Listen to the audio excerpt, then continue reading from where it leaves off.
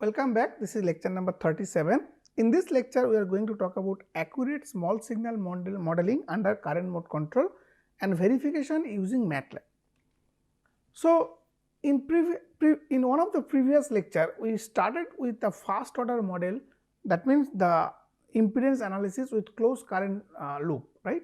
So, we took current mode control and use a very basic first order model, right, and we derive the equivalent circuit, and then we obtain the equivalent circuit and then derive the various transfer function. So, today in this lecture we want to first recap that what we learned in the first order approximate model, and then we want to come up with more accurate model. What are the other modeling technique, where are the sources of inaccuracy and how can we improve it, and then finally we want to show some MATLAB case study with some model matching, okay, under current mode control. So, recap, we want to approximate equivalent circuit model in canonical form. In a generic DC-DC converter, this model we have already obtained, and this model is well known, and it is this model, all these parameters are available in Fundamental of Power Electronics book. And if you go back to the previous diagram, so from here we can find out audio susceptibility, output impedance, control to output transfer function, various transfer function under current mode control, but these are all under current mode control. Okay. Now, you will find this G of 2 is 0, and if you go back, this G of 2 is linked with input voltage. That means, we will see for a buck converter, this approximate model, if you try to derive audio susceptibility GVG, right, which is V0 by V in, it will be simply 0 in this case, because G2 equal to 0, which means it indicates there is no effect in the output voltage for a change in supply voltage, but it will not be the case for a boost converter, there will be a first order effect, but here we are only talking about buck converter model matching, because we have a separate lecture for boost converter model matching and current mode control design. So, that means audio susceptibility 0 means this is something which is very much approximation, but we need to figure out, otherwise this model first order is quite nice, very simple, and we want to check whether this model how far it is valid. So, output impedance of the practical buck converter that we derived, so it was R ESR, because this is under current mode control when we converted this inductor current into a control current source, right. We converted into a control current source, because we have assumed that average inductor current can be replaced by average peak current, and we are directly controlling the peak current, by which the inductor becomes a control current source. So, this is the assumption, since the inductor becomes a control current source, the inductor current dynamics is not coming into picture. And for the output impedance, we ignore the change in control perturbation in the control signal. That means, we are using a fixed current difference, but the inner loop is closed, remember inner loop is closed. So, this is our expression with a load resistance for a buck converter, ESR 0 and pole. Now, if you see this output impedance under duty ratio control, what we found under duty ratio control? For duty ratio control,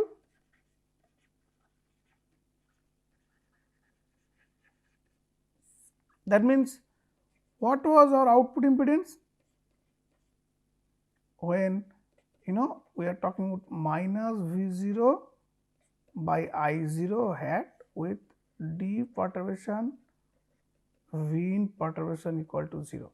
We found that in practical there is a R equivalent by alpha multiplied by, there are two 0, the polynomial is 1 by S q omega 0 plus S square by omega 0 square, we found. Okay, so let me write, we need some space, so I will write it here. So, that means output impedance we found Re by alpha into 1 plus S by Q omega 0 plus A square by omega 0 square,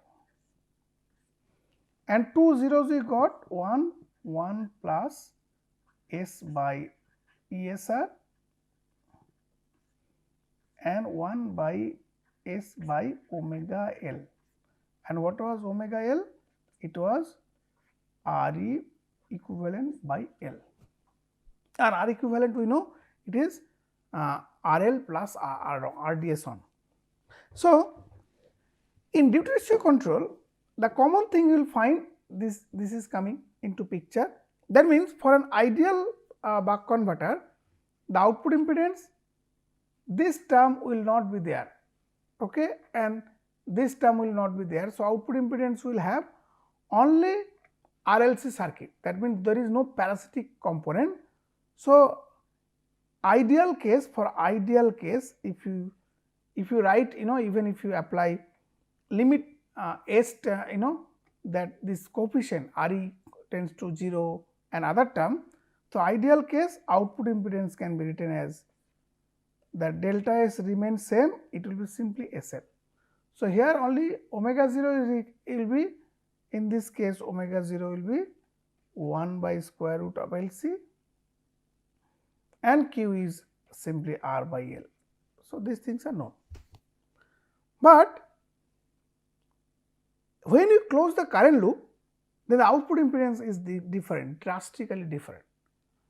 Your ESR 0 is there, but pole is become a single pole like a first order, and pole is a function of 1 by RC, because this branch look like RC circuit. But what is the problem? The output impedance, you see, its DC value is a load resistance dependent. That means, the output impedance with closed current loop under DC behave like a resistance. So, that means, if there is any load step change, the output voltage will immediately change by the load step multiplied by the R and the negative value, right. So, which is not desirable. So, that is why the current mode control suffer for poor load regulation, because of high output impedance for closed current loop. Okay. Now, if you take a practical buck converter control to output transfer function, so it is same as the output impedance, only earlier it was an external sink load. Now, that is replaced by a source side control current source, that is it. So, that means, here it will be V0 by IC by taking other thing constant, and here it is minus V0 by I0. So, one way the load current is sink current, and here the control current is a source current. So, same branch. As I said that in this case, if you get the DC gain, that S equal to 0, it is totally load dependent. That means, even if you want to design a closed loop control, this control to output transfer function is a part of the loop transfer function, and the loop transfer function gain, DC gain becomes load resistance dependent. And if there is any change in load resistance, and which is about to happen, then you have a severe problem with our DC gain problem. Okay. But this approximate model is very useful in terms of robust compensation, because there is no double pole anymore. So, they, by virtue of closed inner loop, one pole become much faster, and which is the inductor pole, which go very far in the left hand side, because inductor become a control current source. So, we are almost taking that inductor behave immediately. Now, we want to verify this small signal model current mode control with actual switch simulation, how far it works under closed loop. So, first we want to do reference step transient, then closed loop output impedance, step left transient, and we want to link audio susceptibility. These three we want to do, right. So, we already have MATLAB code. So, let us go back. So, we are talking about this is first order model, and if you see the first order model, this is a parameter file that we call load resistance, then this is our ESR 0, and this is a single pole. That means, if you try to map correlate, so this is our single pole omega p, and I take omega z to be ESR 0. okay, ESR 0, okay, ESR 0. Then what is the control to output transfer function? It is R times 1 plus S by W ESR, and denominator is 1 plus, because in transfer function we write the S polynomial coefficient first and then constant term, right. So, this is my control to output transfer function. So, it is very simple. The output impedance open loop is same as the control to output transfer function, but I am writing again. Then I have set some arbitrary value of PI controller, because it is a first order system, and we will see in the next lecture a PI controller or a type 2 compensator should be sufficient. And I have taken a PI controller KP80 and it is like a 300,000 is my Ki, okay. So, Kp Ki is just a PI controller. Then the closed loop gain, which is our loop gain, is the product of the control to output transfer function multiplied by your controller. Then what is the closed loop output impedance? It is nothing but open loop output impedance divided by 1 plus loop transfer function. The closed loop transfer function is loop transfer function divided by 1 plus loop transfer function, and here we have all the Bode plot. So, once we loop transfer function, and we can find out the gain margin, phase margin, bandwidth and crossover frequency and all. So, initially we want to carry out a reference voltage transient, because what is our initial target? Reference voltage transient. This will give us the bandwidth concept, okay. So, then we want to match the model, okay.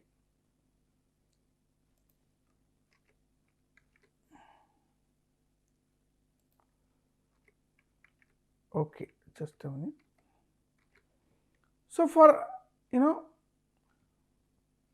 we are using a very small ramp compensation, very small, it is almost negligible, okay. And if you go back to the current mode controller block, I am using a very small compensating ramp Vm, which I am setting 0.001, that means it is 1 millivolt, which is negligible, that means as if we are not using at all. Then if I go back, so I got phase margin 94 degree, which is like very much over damped system, but gain crossover frequency to be very high, 63.86, whereas 500 kilohertz is my switching frequency. So, it is roughly 1/8 of the switching frequency, that means we are going even further, we are increasing the bandwidth or crossover frequency compared to voltage mode control.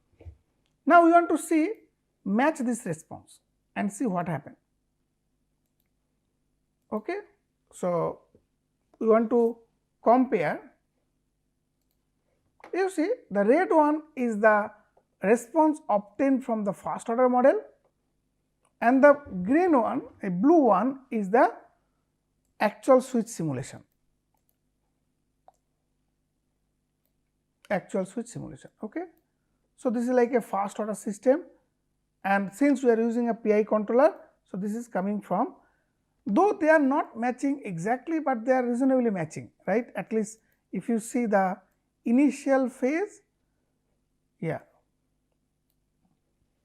that means there is a model matching problem. So, here we should reduce the controller gain in order to reduce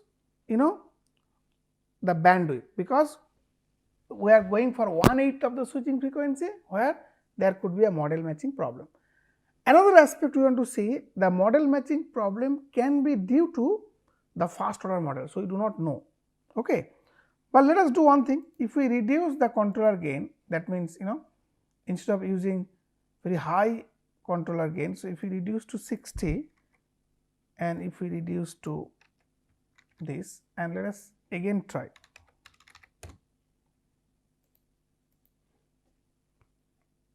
Now, it will show all the bandwidth, okay.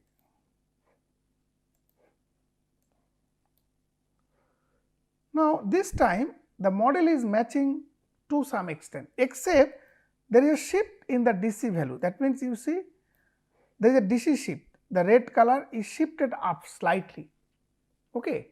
So, this DC shift because is coming because of what? Because if you go to the current waveform, you see we have taken that peak current, we are controlling peak current, but we have assumed the control current is equal to peak current, right. That means, if you go back to our initial assumption, what was our assumption? Our actual control is like this, peak current, this is my control current, and we are taking this is my average inductor current. So, we assume that this control current is approximately equal to IL, but unfortunately at light load condition, particularly if you see the waveform here, your peak current is roughly around 2 ampere, whereas the average current is just above 0, very low. So, this can cause some DCC problem. So, whether can we solve this problem by increasing the load current or decreasing load resistance? Suppose if we use 0.05, then now we are operating like a almost 20 ampere current. Okay, now we want to see what happened. So, now gain crossover frequency is reduced, it is less than 1/10 because we are using a lower controller gains, smaller controller gain, but we want to check whether the matching is still, mismatch is still there or not. Okay. So, actually integral has we need to increase the integral gain because it has not reached steady state. So, we need to increase the integral gain.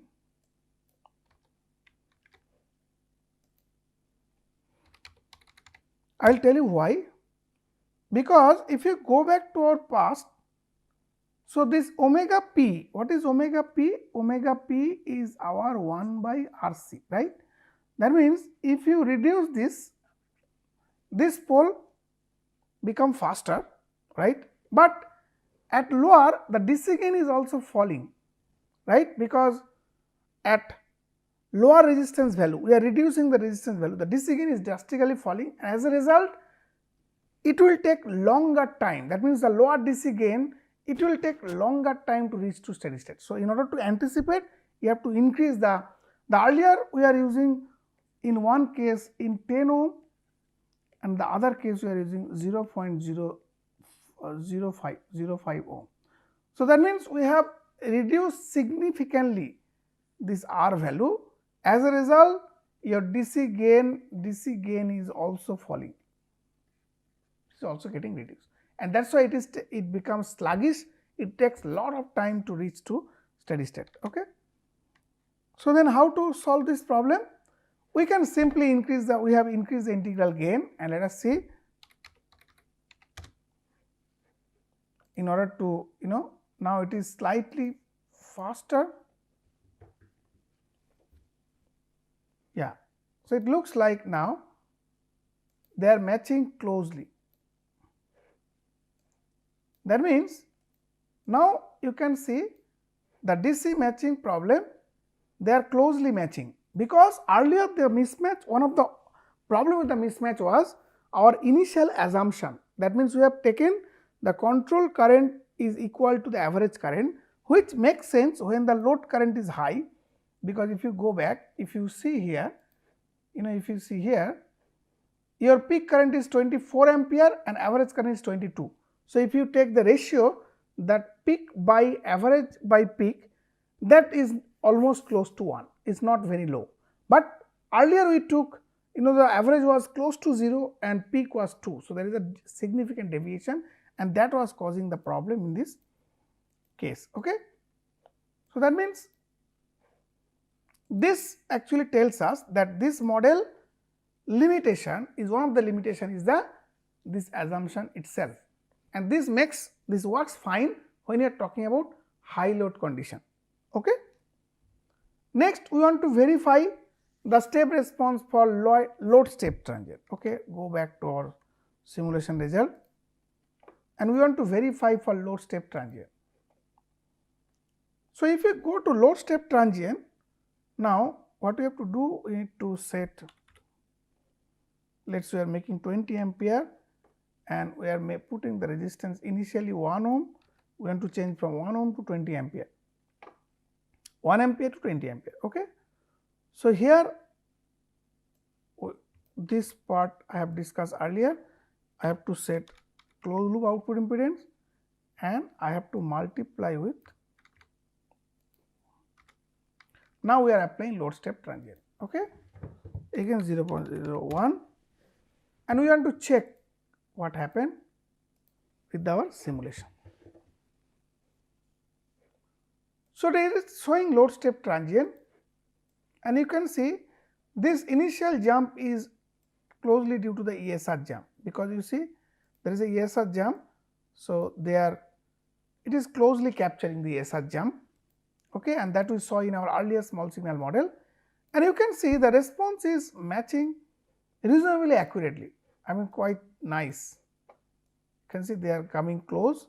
So, that means this first order model works fine as long as, and here the load current is undergoing transient from this to this, okay, even with huge duty ratio variation, because there is a large variation particularly this particular cycle, but still our model is working reasonably well. So, it is well, we can design.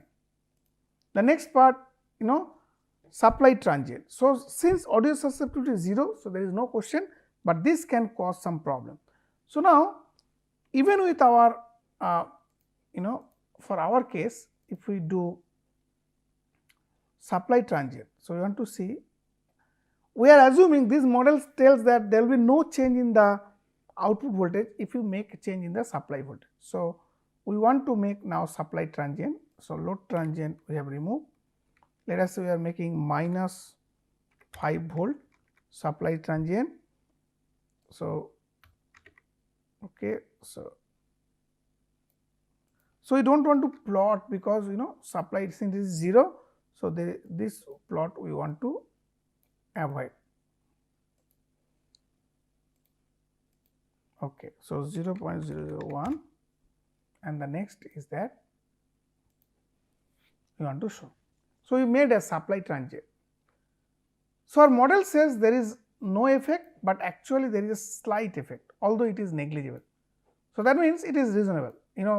The current mode control has a very excellent audio susceptibility, or you can say the line regulation. So, there is no problem. So, it immediately responds. That means almost no change, because it happens in the order of even less than 1 millivolt, I mean few millivolt, less than like 1 or 2 millivolt. Okay. So, that means we have checked, but limitation of the first order model we have identified. So, there can be inaccuracy due to that whenever the load current is light, then the mismatch will come, because average is not same as the peak, that is one.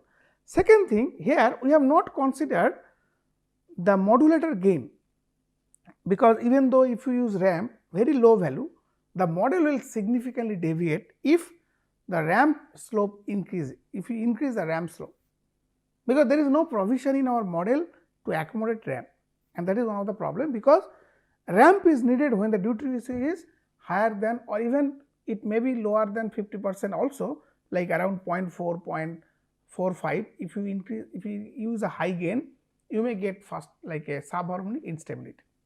Okay. So, that will be a problem when you use so ramp compensation, that can cause some mismatch in this error. So, now we want to go for a better model. So, first we want to understand peak current mode control. Then what we are going to do? We want to improve the model accuracy. Now, we want to, that actually lies with the derivation of the modulator gain. Okay. So, if you the first approach, if you take the first approach, it is derived by the Middlebrook approach, where we are taking a ramp compensation here. So, this is our ramp, this is our due to ramp, because we are, what we are doing here, we have a reference current, this is our IC here, and we are subtracting ramp, because we can add ramp with the current, or you can subtract the ramp from the control voltage, control current. So, that is exactly what we are doing, and this is my ramp, basically minus of the ramp, and then we want to derive the average current expression in terms of this current. That way Earlier we took IL average equal to IC average, but now we want to introduce the duty ratio information. So, find the average current. Average current here in this case is nothing but this point minus half of the ripple, right. So, this is minus half of the ripple, So, it is, what is this value? This value is given here. So, average of this minus delta L by 2. And what is delta L by 2? It is, what is delta IL? Delta IL we have learned earlier, it is M1 dt, right. So, delta L by 2 is this. Then step 2, you can now consider the steady state quantity and part up quantity, and then obtain the part up equation. So, from there if you obtain the part up equation, you will find out that the part up equation, the duty ratio perturbation can be written in terms of modulator gain, control current, inductor current and this. So, earlier this two was taken equal. So, that is why that there is no duty ratio expression, but now we have not taken equal, and this is a modulator gain, right.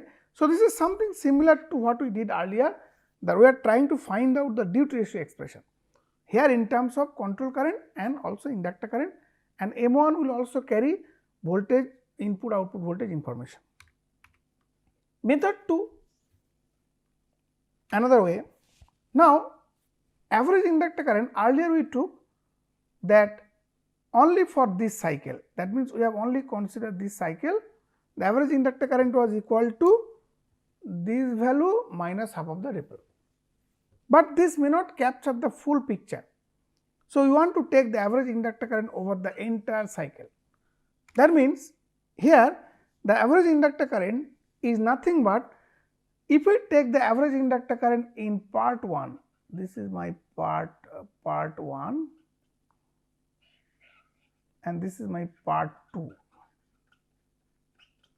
So, here the average inductor current is averaging over dt time, and here I am averaging over 1 minus dt time or d dash time.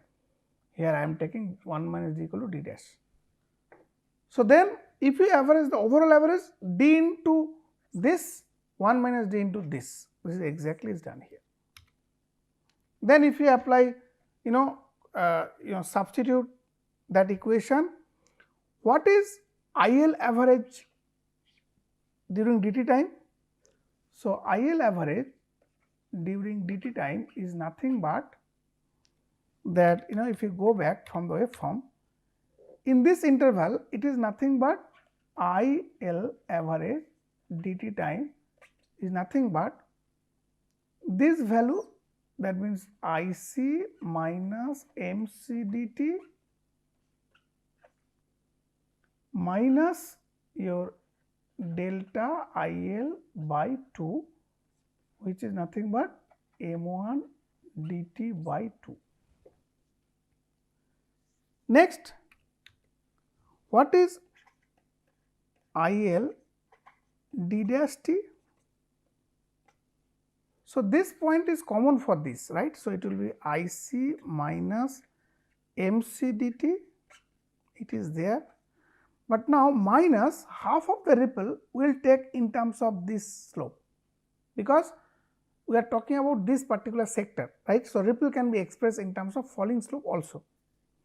It is M2 1 minus d by 2 divided by 2, and if you multiply 1 minus d, this will be square. Okay. So, this is exactly what we are doing here. Here IL dt, and then you substitute, you will get this term. Now, you part up.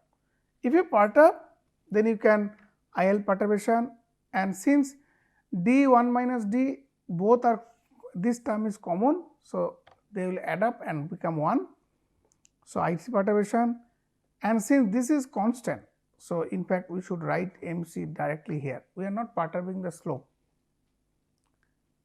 Then for this term, once we will consider perturbation in the duty ratio, and the other time we will consider perturbation in the slope.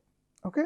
So, if you consider perturbation in the duty ratio, so M1 T d square by 2, then we simply partially differentiate with respect to this, and that is computed as d equal to capital D.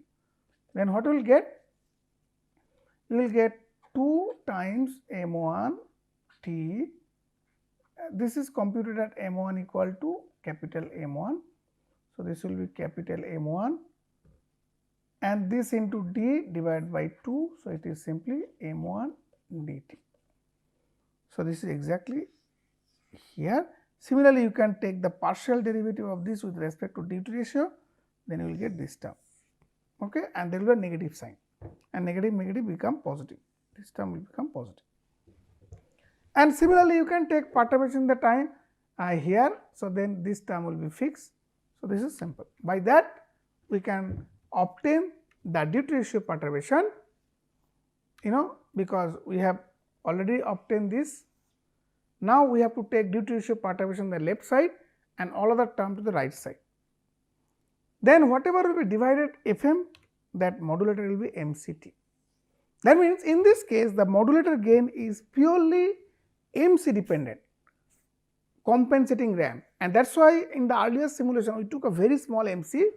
If you do not take MC equal to 0, then this Fm becomes infinite, right. That means, without ramp compensation this will become infinity, but if you take a very slope Fm, then it will, and I will show you for a higher Fm or smaller MC, this model what we are going to derive will almost resemble the model of the first order model. Okay, since at steady state M1D, that the coming from the, that means steady state ripple, this is coming from the steady state ripple criteria. So, in a buck converter you can write M1, M2 perturbation. So, it will be, so that means you can find out the term associated with V in perturb, V0 perturb. Then you can tabulate the modulator gain in method 1, the middle book method is this, then dt by 12, 12 minus dt by 12, then you can write 1 by MC d square t by 12. So, all these things we can write. But interestingly, if you take in method 1, for example, if you take 2 microsecond is our time period, 0.5 microhenry is our inductor, d equal to 1 by 12. So, dt by 12 will be 1/6. That means, if you take compared to the actual inductor current scaling dt by 2, so this has negligible effect. So, it has a negligible contribution. Okay. So, we may drop this negligible contribution for sake of simplicity, but if you want you can include it. Ignore. So, this term is ignored. It has very negligible contribution, but we can include it if we want, then there will be an additional loop of the voltage. So, now this is our circuit that we have discussed. That means, since we have ignored the perturbation due to the output voltage, otherwise there would have been another loop which should come K2 and there will be V0 and this will be minus. So, this term we have ignored, because we have initially assumed that dt by 12, that term is very small. Okay. So, now this is the loop structure. This is our original small signal AC equivalent circuit of the buck converter, which we have derived for voltage mode as well as the open loop. Now, we are putting this current mode control loop, that means there is a current loop, you see the feedback current loop, and this control current is generally generated from the outer loop. So, that means it is a 2 loop control. This is the inner loop, this is a current loop, okay, which is the inner loop, and there is an outer loop will be there if you close the outer loop. Okay. Now, this Fm we have derived.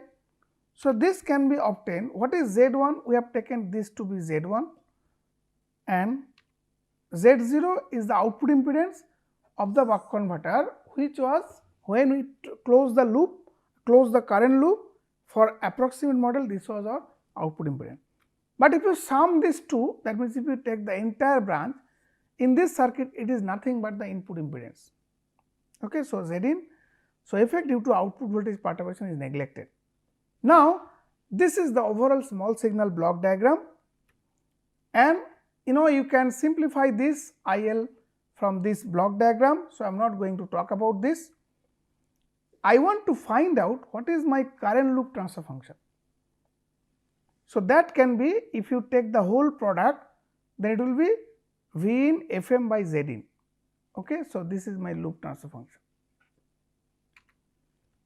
Now, adding a separate current loop gain. Suppose you put a current sense amplifier which has a gain, which may not be unity because you want to scale it. This can also include, suppose you have used a sense resistance. Suppose you have used a sense resistance Rs with actual inductor current. But this sense resistance will also have current sense amplifier, right. So, there is a current sense amplifier which will also have some gain, the gain of the current sense amplifier, right. So, whatever we are getting, the sense voltage we have discussed, it is nothing but some current loop gain multiplied by your actual inductor current. Okay. So, this sometime we want to reduce the gain, because if you want to increase the gain, there is a gain bandwidth product of the current sense amplifier, because the high side current sense amplifier there are some dedicated commercial IC which has a limitation in the bandwidth, and if you want, and also a gain, that means there is a gain bandwidth limit. But we can incorporate this Kc also. If we incorporate, then our M1 slope, because in actual I am talking about the actual current which is compared. Now this is our sense voltage which is equivalent to current, and this slope will be M1 into Kc, because it includes the current sense amplifier and everything. That means it is not exactly inductor current, it is a scale version of the inductor current. And under this, okay, it is shown here. So, under this you can draw the waveform. This is my sense voltage, okay, as if it is like a filtered current, or you can say sense voltage. Then modulator gain will also scaled up, because if at all it has, method 1 will scale up wherever the actual current slope will be there, but for ramp it does not matter, because ramp is independent of this. So, accurate small signal block diagram can be updated with the current sense amplifier gain, and we can modulator gain. So, this is a current loop gain, updated current loop gain. Now, control to output transfer function, if we take this diagram, okay. So, what is the transfer function between IL and IC? Suppose our V in per term is equal to 0. So, I can discard this part. Then what will be my transfer function, and suppose we take Kc equal to 1, suppose we take Kc equal to 1, then our Ti will be V in Fm by Z in. Okay. So, under this case, what is the transfer function between IL and IC? Okay. So, these two transfer functions. So, this will be simply, this is in the forward path, right, this is my forward path, and since Kc equal to 1, so forward path transfer function is same as the loop transfer function, current loop transfer function. So, it is simply Ti by 1 plus Ti. Now, if Ti is very high, if Ti is very high 1, then this will be approximately equal to 1, and we have started with the first order model that IL perturbation is replaced by IC perturbation, and those are correct as long as the current loop gain is very high. Okay. So, if the current loop, this is output impedance expression. So, that means closed loop block diagram, if we consider a current, that means current sensor. Okay. So, closed current loop.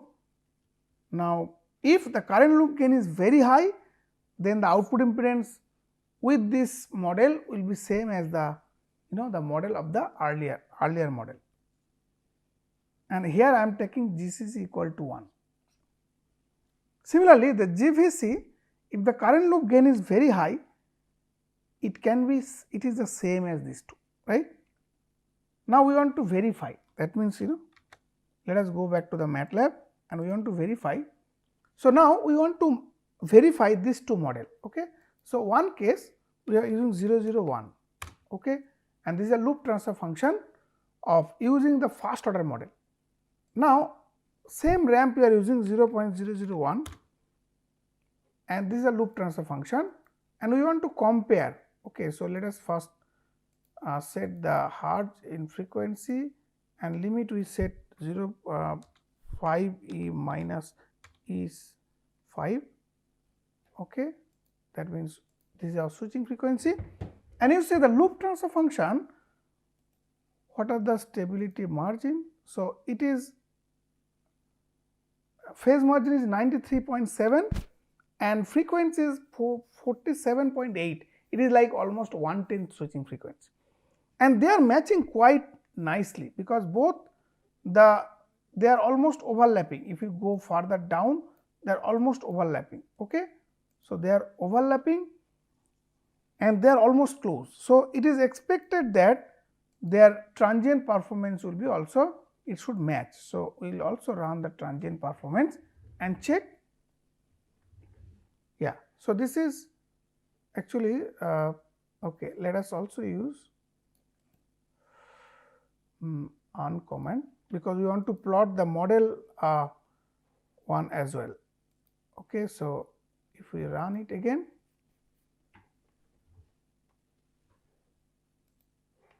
it will show that the model is working properly.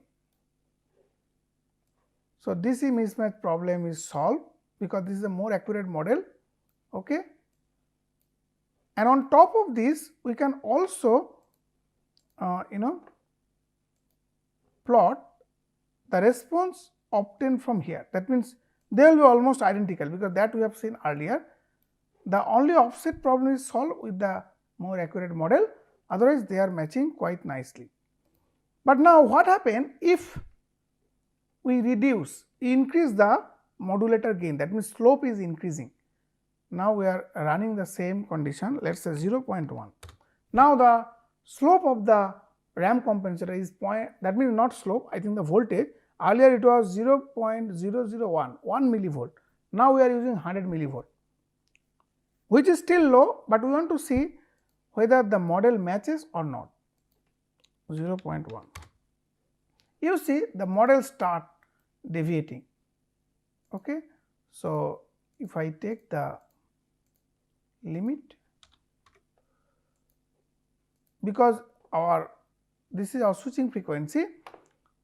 So, because of current loop gain is now start falling and they are not exactly identical. Particularly you will see the model which is the first the improved model provide more phase, almost there is around 20 to 30 degree, around roughly 20 degree phase boost using the improved model.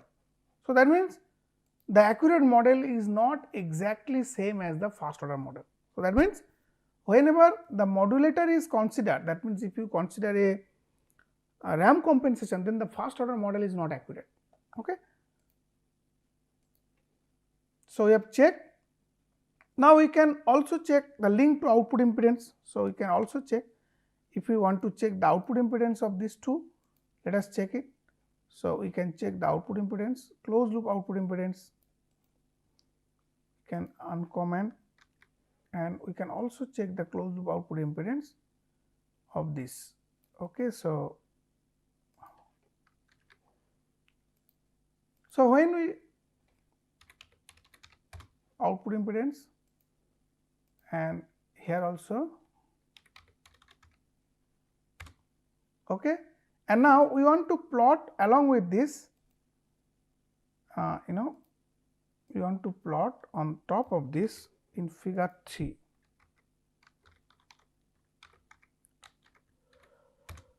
We want to plot board A, the output, this is my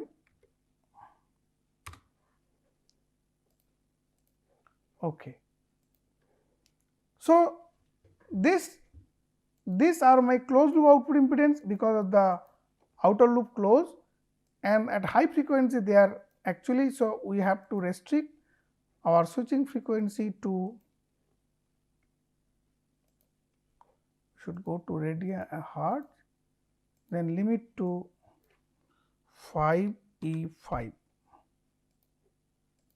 Yeah, so they are matching quite accurately. This is open loop output impedance, and that in current mode control this is pretty high at low frequency because it is a load resistance dependent, and load resistance is 1 ohm, so it is 0 dB. And but using closed loop you can reduce the output impedance significantly. Okay, all right. So like this. Now current mode control also have a natural sampling effect, and this was reported in this PES paper 1981, that if you take cycle by cycle and if you take the part of current, you will find this part of current will change at every switching transition. So that means any perturbation will remain fixed throughout till this next switching event comes, and that inherently introduce some kind of a sample and hold effect if you take the current dynamics, and this effect can be introduced if you take a discrete time model. So discrete time model can be used to capture this sampling effect, and this natural sampling effect, after discretization and using continuous time model, Ridley model actually captured that, and that introduces another loop. So this earlier we have neglected K2, which was very small. The K2 was very small, it was small, they have ignored, otherwise this loop will come, and we consider current loop, right, and this HAS is coming due to the sampling effect. That is the term which was derived from the discrete time model, then from conversion from discrete time to continuous time, from that the natural sampling effect was captured. Okay. So the overall control to output transfer function by including this sampling effect can be derived, and in many commercial products actually use this technique, so that the sampling effect can also be included, because that is very important, particularly when you go somewhat close to the higher duty ratio, then the subharmonic, then other problem will come into picture. And we have seen also the high current loop gain, there is a significant mismatch. In fact, the modulator magnitude is also different in the different method, and that was one of the one of the major research topic in 1980s 90s time, when the researcher was trying to find out the accurate modulator gain for the current loop gain, at the same time and to incorporate this sampling effect. So with this in this course we have in this particular session we have recap, like a first order model, approximate model was discussed, more accurate modeling techniques were discussed, MATLAB case studies for model matching was also discussed. So with this I want to finish it here. Thank you very much.